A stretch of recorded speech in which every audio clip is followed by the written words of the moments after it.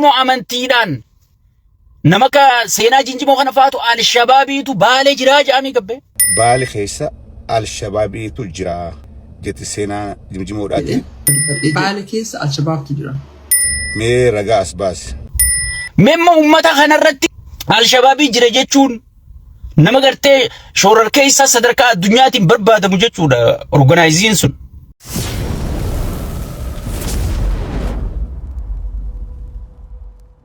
Yeroo sadii waggoottan afran dabre keessatti briefing kennu gaafatanii turan jechuudha.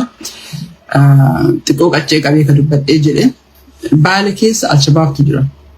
This is yaada isin gaafachaa jiru. It is something that it is concluded that they exist jechuu kiyya. Garuu naannoo Arsii kana keessa al-shabaabtu jira moo jiru ka jedhu it was an interest of the US government for very long time jechuudha because Maalii fi naannoo san keessatti exclusively orthodoxiin ajjeefamtii kan jiru kana keessatti mootummaa ofumaa isaatii uummata kana maqaa balleessuuf mootummaan kun kana gochuuf waan ajaa'ibaati namni lakkuu bulooni waan haaree dhagaadhaa deema. Baalee keessa al-shabaabiitu jira. This is already concluded. It is in interest of USA jetti seenaa jinjimoodhaati. Mee ragaa as baasi. Ragaa mootummaan Ameerikaadhaa akka al-shabaab Baalee keessa jiru conclude goote as baasii kaaye. Kana ala waniin dhaam barbaadu al-shabaab jaarmee shoorarkeessaa terroristii addunyaan guutuun barbaadaadhaa jirtu. Bakki isaan maadheffatan Somaaliyaadhaa fi Keeniyaa, in part of Kenya. Amma dura gaafa ummata Oromoodhaa kana dha'uu barbaadu al-shabaab Baalee keessa jiraa jedhee Mallas Zeenaawiidhaa haasawee ture. Waan san irra deebitee seenaa jinjimoodhaa amma dubbachuun ummata kana balaadhaaf saaxilu yookaanis balaaf afeeruu jeetiin fudha. This is not right. This is completely wrong. There is no al-shabaab in Ethiopia. Bakki sana jiraatu achii miti yoo. Al-shabaab Itoophiyaa keessa hin jiru. Jira keenya. Waan garii intarestii poolitikaa keenyaatiif jennee yookaan dhageettii hirkachuudhaaf jennee waan ummata keenya balaadhaaf saaxilu hamtuudhaaf saaxilu jechuun gaariidhaa miti. Silaa advaanteejii poolitikaa ifiitiif warra mootummaadhaa kanaa jedha. Warri mootummaarra amma jiru kun hin jenne. Salaamu alaykum wa rahmatullahi wa barakatuhu. Warroottan salaamtaa tan jenne yooyya baga nagaan dhuftan obboleeyyan keenya kan kiristaanaa waaqeffataa hundi keessanuu baga nagaan dhuftanii har'a akkuma beekamu mata duree sagantaa tiyyaa ummata keenya ummata Arsii ka buqqa'aa jiru kana maalii fi ummanni kun buqqa'aa waan jiru dhumaatiin gartee keessaa Harargee fi Arsii qofa maa jabaatte. Ummanni naannoo biroolleen Oromoonni hundinuu Shawaa keessa dhumu jiranii Karrayyuu keessatti abbaa gadaa irra shanamee Oromoon takkalleen dhumaatii waliin caaltu garuu ummata keessattuu ummanni akka ummata lamaan kanatti sigalee diqaalaan rabbitanii akka gaarii godhu jiran hin jiru jechuudha. Haga tokko hoogganoonni naannoo biroo ummata isaanirra haga danda'anitti harka qabu jiranii hoogganoota illee gartee bineensa nurra kaa'anii bineensa gartee si nyaatillee si biraan deemne nurra kaa'anii namni kan naannoo lamaan kanatti dhukkee godhu jiran hin jiru. Tanaafi waan kana qaqqabee irraa dubbachuu deema. Mee yoo Rabbi isinii laaffise sheer godhaati waliin gayaa isin sheer godhaa waliin gayaa. Dhumaatii ummata kanaa ani gaafa filannoon tun dhumattee barruutiyya guyyaa badiin qabne gaafa filmaata fixatanii faarsee bulan asii lafa niftumu waan hin jee takkaa jira. Yoo isin dhumaatii tana duran harkin dhufuu baatte arraba kiyyarraa rifeensa kutaan isin jee. Ani sirna kana hudduu fi afaan isaatiin adda beeka. Sirni kun Abiyyi namichi jedhamu kun wanni sheeyxaana daabloos juuf sheeyxaanni dhiiga malee jiraachuu hin danda'u. Abiyyi Oromoo ajjeesuun, Oromoo buqqisuun, Oromoo boochisuun isaaf hojiidha. Diinni isaa tokkoffaan guddaan wallahi billahi an Abiyyi irraa aangoo sin barbaadu waa takkaas irraa hin barbaadu. Kadhufurraa isa aangollee hin barbaadu waa takkaas hin barbaadu. Garuu wanniin ciniinnadhee kan mormuuf waan hin keessa seenee arkee jira. Waan san suutuma suutaan isin fiduu ta'a. Warree arra isa deeggaru kunillee guyyaa ifi qaanfatuu dhufuu ta'a jechuudha. Sigale.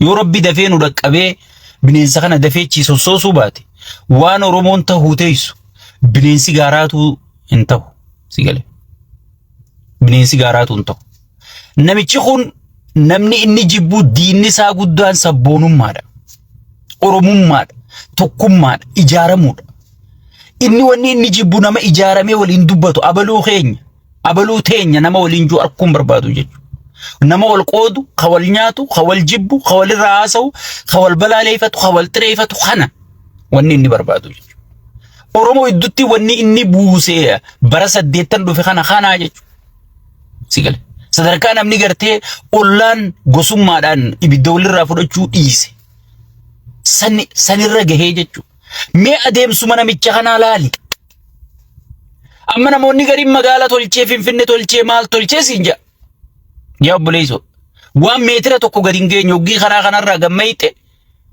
udaan kana jilba kan seentu sigale funyaan qabattee kan ganda kana keessa deemtu finfinnee fa'aa tolchee biitti toltee siinja yaa obboleeyyanki barumaa ajaa'ibaa keessa jirra bar namni mee sirna jaaramoo biyya magaala jaara rabbi sodaadhu muummichi ministeeraa namni fiinju tokko sirna biitti tun itti bultu itti hoogganamtu itti haballeesse adabamu itti gartee aangoo walii qoodamu itti gartee diinagdeen biyyattii fuuldura tarkaanfattee gartee wanni barumsaa kun hundi itti diriiruu gartee lafa kaayamu mootummaan tokko mee horiidari jee miskiina gubbatti mana jaaruutummaa jijjiirama yaa jara keenya itti dhufuu teessaniin isiniin jee ture jechuudha dhumaatiin amma tun jalqaba wallahi dhumaatii isin dhumuu teessan akkanna mul'atu jiran wanni amma isin iyyitaniif tun jalqaba gana dhiinni namaa lafa yaa'uta gana dhiinni namaa corru jee kan lafa yaa'uta oromoo ajjeesuun buqqisuun keessattuu gartee warra xiqqoo dhimmuun sabboonummaa keessaa mul'atu kana ajjeesuun isa biratti akka waan sohaaba dalagetti guyyaa san guutuu sujuuda bu'aa jechuudha sigale wanni inni jibbu sabboonummaadha sabboonummaan tun eessa jirti oromoo guutuu keessanuma jirti garuu eessaa maddite jaa'if laala sigale ummata oromoo kana dura tokkummaa isaa diigan diinagdeedhaan cabsan walirra bobbaasan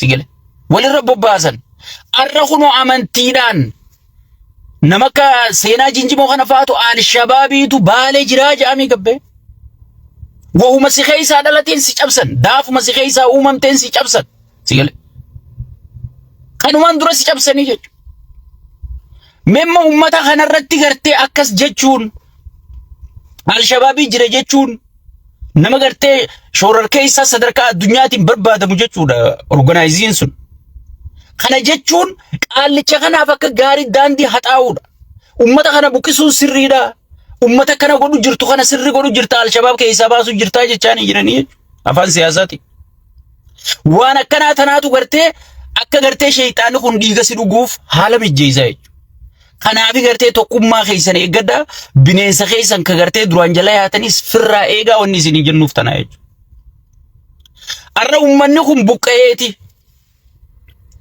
anamma duraan isinii hime qabsoon arsiin keessan jirre salaata faatiyaan qabneen isiniin jee kitaaba jismi irratti yoo yaadattan ta'e maal yaadattanii ijoolleen tiktok mataa isin fuute sigale ummata akkasii sabboonummaan isaanii gootummaan isaanii arjummaan isaanii qabeenyi isaanii biyya Itoophiyaa tana utubee dhaabe ilmaan isaanii ozoon ittiin qusatin dargiin gartee ilmaan ummata kanaan lolchiifatee ichi ficcisiisuu ture mallas akkasii ficcisiisuu ture namichi kunis akkasitti yaadatta yoo ta'e shaashamanneedha obboleeyyan 4 ilmaatii hasammoo ja'anii kan dibichaa wajji qabanii lolchiifadhaa ja'anii gaafa lolli TPLF itti diraamaa shayxaantichaa kanaan ka'e ummata kanaa seenaa dalagee jechuudha ummata biyya tanaaf dhiiga fi kafalee lafee fi cabse arra cabsiteeti gartee manguddoon bakka ciiftu dhabdee jaartiin ulfaa gartee muka jala deeysee ilmoon jalaa shafaa ta'u jirti jechuudha maaliif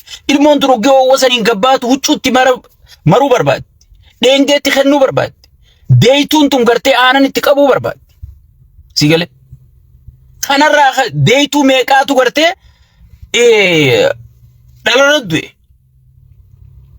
ummata kana gatii kafale kana ummata biyya tana ijaaruu keessatti hayyoota biyya tana gumaachuu keessatti diinagdee biyya tanaa gumaachuu keessatti qamadii arsiitiin dhaadhatanii sigal qamadii arsii ni barbaadan lafa arsii ni barbaadan nama arsii hin barbaadan garuu wayi jimaa Harargee fi gurgurachuu barbaadan biyya alatti ergachuu barbaadan garuu nama Harargee ka jimaa san tajaajilu hin barbaadanii jechuudha.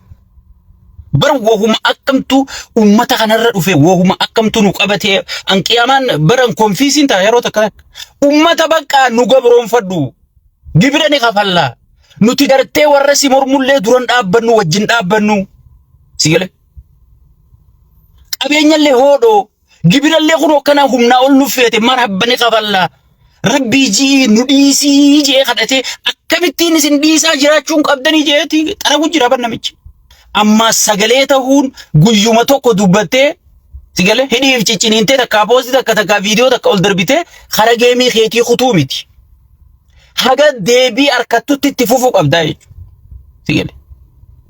Haga deebii harkattutti haga ummanni buqqa'ee bakka deebuutti haga ummanni buqqa'eef hayni isaanii arkamutti haga kadu eegumaan bahutti haga ka hidhame hidhaa bahutti itti fufuu qabda sagalee jechuun sani. Tarmu guyya tokko filamee jettee hidhiif nyaattee amaarree koo yaa arsii koo yaa Harargee koo jettee booda geema kunoo gangaladhu maal godhi dabba as qaabi mixiqqishoo kana deebitu miti. Dalagaatii jettee saba kiyya jettee yoo dhugaan hadooddii dhugaa san qabaatte hadooddii fakkeessuu tamiidii irraatii miti. Yoo dhugaan hadooddii sabaa san qabaatte yoo dhugaan miskiinni kasitti akka booyiraa jaldeessatti gartee akkasin lafarra ciciisu sun garaasi dhukkubsu jiru taate. Sigale arraati sirra ciifta maalirra ciifta soofarra ciifta sigale abbaan keenya garuu daggala keessa kasi ciisa kan bofnee asii bahee ciniin hin beeyin kan qeejjabbuun itti baatee cinii idditu hin beeyin sigale kuyyoo dhugaan garaa si nyaate waan kana dalagaa godhattanii sigale sagalee ta'uu qabdanii jechuudha. San gubbarraan gargaarsa kajaamu kun an akka kiyyatti mootummaa san qallabuu jaama. Amma gargaarsa Booranaa akka jirrutti iyyinee guurame miliyoona meeqaa guurame mallayni sigale.